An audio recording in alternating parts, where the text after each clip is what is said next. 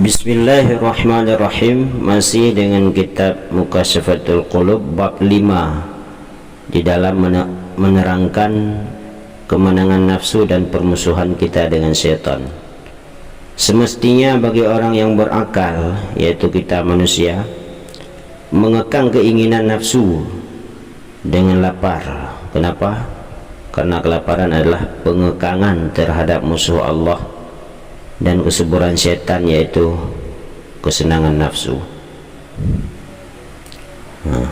Rasulullah SAW bersabda, sesungguhnya syaitan berjalan pada anak Adam bersama dengan peredaran darah. Maka persempitlah perjalanan syaitan di dalam darah, yaitu dengan menahan lapar ataupun dengan seringnya berpuasa. Karena sesungguhnya manusia yang paling dekat dengan Allah Subhanahu wa ta'ala besok hari kiamat adalah orang yang lama menahan kelaparan dan kehausannya. Maka seperti hadis Rasulullah, orang miskin yang taat adalah orang yang pertama masuk surga, dan orang kaya yang taat adalah orang yang terakhir masuk surga. Bila kita terus saja memperturut keinginan perut, maka itu adalah awal dari kehancuran kita sendiri. Masih ingatkah kita dengan Adam dan Hawa yang diusir dari perkampungan yang tetap, yaitu syurga, dipindahkan ke perkampungan yang hina dan miskin, yaitu dunia ini. Waktu Tuhan mereka melarangnya untuk makan buah khuldi, tetapi keinginan nafsu mereka dapat mengalahkannya. Akhirnya mereka makan buah tersebut. Akhirnya tampaklah bagi keduanya aurat-auratnya ketika diturunkan ke perkampungan yang hina ini. Ulama ahli hikmah berkata, barang siapa yang dikuasai nafsu, dia menjadi tawanan dalam mencintai keinginan-keinginannya dan terkurung dalam kesalahan-kesalahannya, serta nafsu itu akan menghalangi hatinya dari segala macam faedah. Barang siapa menyiram bumi dari anggota-anggota tubuh dengan kesenangan nafsu, maka dia telah menanam pohon penyesalan di dalam hatinya. Sesungguhnya Allah Subhanahu wa ta'ala menciptakan makhluk atas 3 macam. Nah, ini perlu kita simak, sobat yang berbahagia. Allah menciptakan malaikat dan memberikan mereka akal, dan tidak memberikan mereka nafsu.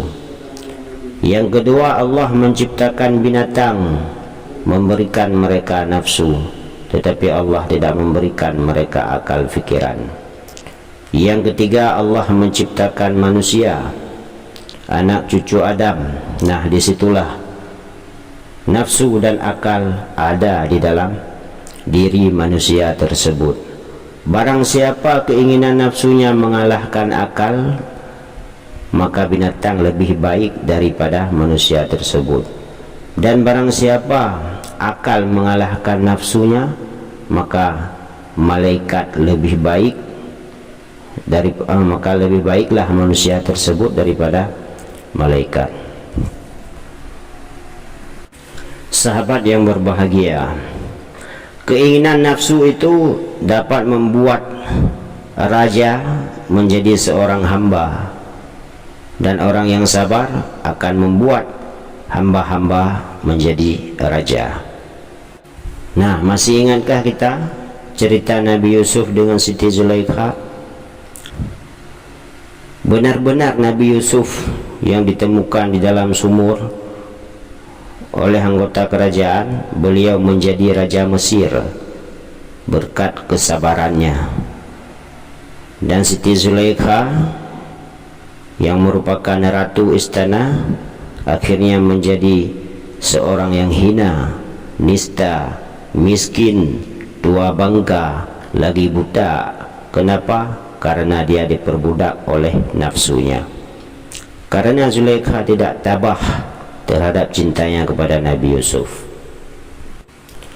Abul Hasan Ar-Razi, beliau bermimpi setelah 2 tahun kematian ayahnya.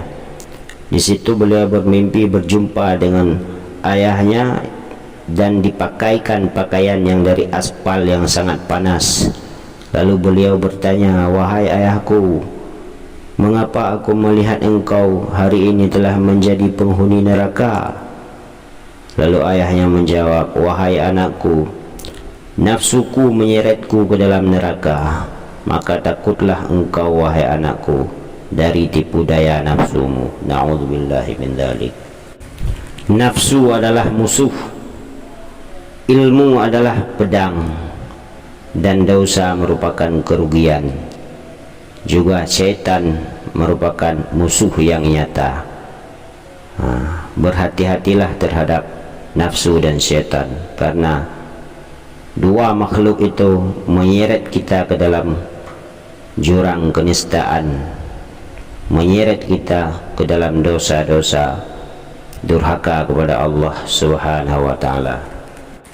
Sobat yang berbahagia, jihad terbagi kepada 3 macam. Yang pertama, jihad menghadapi orang-orang kafir. Yang kedua, jihad bersama orang yang ahli batil, karena orang itu harus kita berikan dalil dan hujjah. Yang ketiga, jihad melawan hawa nafsu yang suka memerintahkan kita kepada kejahatan, kepada keinginan yang berlebihan, kepada keinginan-keinginan yang membuat Allah jauh dari diri kita.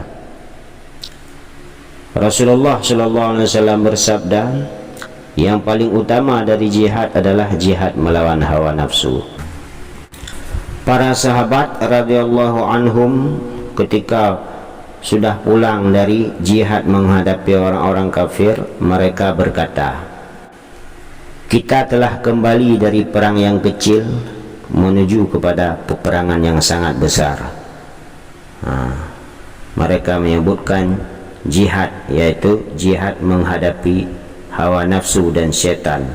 Itu adalah jihad terbesar, karena jihad melawan orang kafir itu terjadi suatu waktu, tidak selamanya. Akan tetapi jihad melawan hawa nafsu dan syaitan itu hampir tiap detik kita harus melawan mereka. Sebab orang yang berperang itu mereka bisa melihat musuh, tetapi untuk melihat syaitan kita belum diberikan kemampuan oleh Allah Subhanahu wa ta'ala.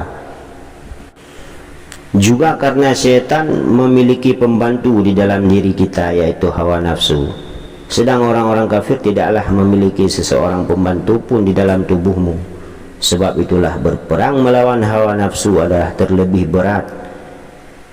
Sesungguhnya engkau apabila dapat membunuh orang kafir, engkau akan menemukan kemenangan dan rampasan perang. Dan kalau orang kafir membunuhmu, engkau akan mendapatkan syahid dan syurga. Tetapi dengan syaitan engkau tidak dapat membunuhnya, dan apabila syaitan sampai membunuhmu, engkau akan jatuh dalam siksaan Allah. Seperti telah disebut, barang siapa kudanya lari dari tangannya dalam peperangan, kuda itu akan jatuh ke tangan orang-orang kafir. Dan barang siapa imannya lari dari dirinya, dia akan jatuh dalam kemurkaan Allah yang Maha Perkasa. Na'udzubillah thumma na'udzubillah. Barang siapa jatuh dalam tangan orang-orang kafir, tidaklah tangannya terbelenggu pada lehernya, kakinya tidaklah diikat, tidak sampai lapar perutnya, dan tidak telanjang tubuhnya. Sedang orang yang jatuh dalam kemurkaan Allah, mukanya akan menjadi hitam besok di yaumil mahsyar. Tangannya terbelenggu pada lehernya dengan rantai, diikat kakinya dengan tali-tali neraka, makanannya api, minumannya api, dan pakaiannya pun dari api. Na'udzubillah, tsumma na'udzubillah.